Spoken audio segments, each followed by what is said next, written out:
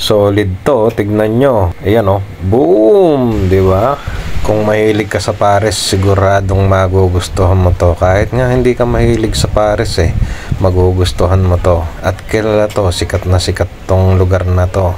Ito ang Hiwaga Pares, kalaban ni Diwata Pares. Syempre hindi naman talaga sila magkalaban, magkaibigan sila. Kahit hindi pa sila nagkikita, magkaibigan sila at magkalaban at the same time. Ayan o, tignan nyo naman, ayan ang presyo ng kanilang mga pares.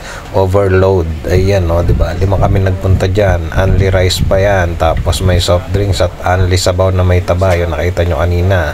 Syempre hindi lang naman pares ang itinitinda nila rito, marami ring iba para hindi kayo magsawa. Ayan o, tignan nyo naman yung pares nila, diba? Solid na solid dyan.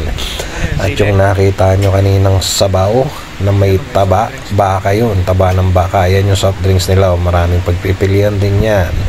Tignan nyo naman, napakasarap, only rice pa. Ayan o, diba? Solid na solid yan, taba ng baka yan o, boom, diba? Kaya kung mahilig kayo sa taba ng baka o taba, may taba ng baboy yung pares nila. Ayan o, diba? Punuin nyo, mainit pa yan kasi sinaserve nila yan dyan, tapos nakalagay lang sa lamesa, kaya hindi ka na manghihingi sa baba. Sa taas kami kumain, yan o, napuno rin yung sa baba nung pagbaba namin, nung pagtapos namin kumain dyan. Syempre only rice, napakasarap, tapos pares na may only sabaw na may taba ng baka, solid na solid. Pero syempre dapat kapag kakain kayo nyan lagi rin kayong kumakain ng isda at gulay sa bahay. Hindi lang yung puro taba, hindi lang yung, di ba, puro masasebong pagkain. Kailangan ingatan ng kalusugan dahil pag puro ganyan ang inyong kakainin, kayo ay may kakalagyan.